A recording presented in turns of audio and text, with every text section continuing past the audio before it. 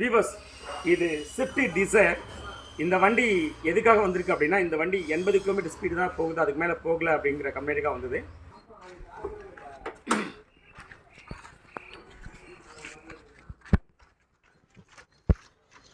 இதுதான் ECM. இந்த ECM தான் இந்த வண்டியை 80 கிலோமீட்டர் ஸ்பீடுக்கு மேலே போகட்டான்னு பார்த்துச்சு. ஏன் அப்படி இருந்ததுன்னா, இது டீ போர்டாக இருந்ததுனால அந்த மாதிரி 80 கிலோமீட்டர் ஸ்பீடில் தான் இந்த ECM அலோவ் பண்ணும். இப்போ ஒயிட் போர்டாக கன்வர்ஷன் பண்ணிட்டதுக்கப்புறம் இப்போ நமக்கு ஒயிட் போர்டோட ப்ரோக்ராம் இதில் நம்ம ரைட் பண்ணியிருக்கோம். சரிங்களா?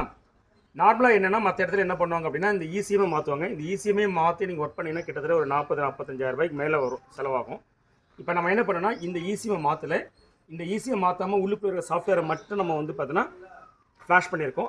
இப்போது நீங்கள் யாரும் எந்த விதத்துலையும் நீங்கள் நினச்சிடக்கூடாது இது இன்ஃபீரியர் அப்படின்னு. அதாவது ஒயிட் போர்டு டீ போர்ட்லேருந்து ஒயிட் போர்டு கன்வர்ஷன் பண்ணுறது, இது ரெண்டுக்கும் ஏதாவது டிஃப்ரென்ஸ் இருக்குமான்னு கேட்டிங்கன்னா, ஒரு டிஃப்ரென்ஸும் டெக்னிக்கலாக கிடையாது. இப்போ இந்த ஒர்க்கு கம்ப்ளீட்டாக முடிச்சாச்சு. கஸ்டமரோட ஃபீட்பேக் கேட்கலாம். கஸ்டமருக்கு நான் ஒரு டைம் சொல்லியிருந்தேன், இவ்வளோ டைமுக்குள்ளே முடிச்சு கொடுத்துறேன் சார் வாங்கினேன், ஏன்னா இவங்க லாங்லேருந்து வராங்க. இப்போ கஸ்டமர் கேட்கலாம், அந்த டைமுக்குள்ளே முடிச்சு கொடுத்துருந்தா இல்லையான்னு. சார் நீங்கள் லாங்லேருந்து வரீங்க, எங்கேருந்து வரீங்க? நீங்கள் திருமலையிலேருந்து வரீங்க. இப்போ நான் ஒரு டைம் சொன்னேன், அந்த டைமுக்குள்ளே முடிச்சு கொடுத்துட்டுனா 2 hours பண்ணீங்க. ஓகே, ஒரு 1.5 hours தான் ஆச்சு ஒர்க் பொறுத்த வரையும். ஓகே, நீங்கள் வர ஒரு 10 minutes ஆச்சு. Okay, thank you sir.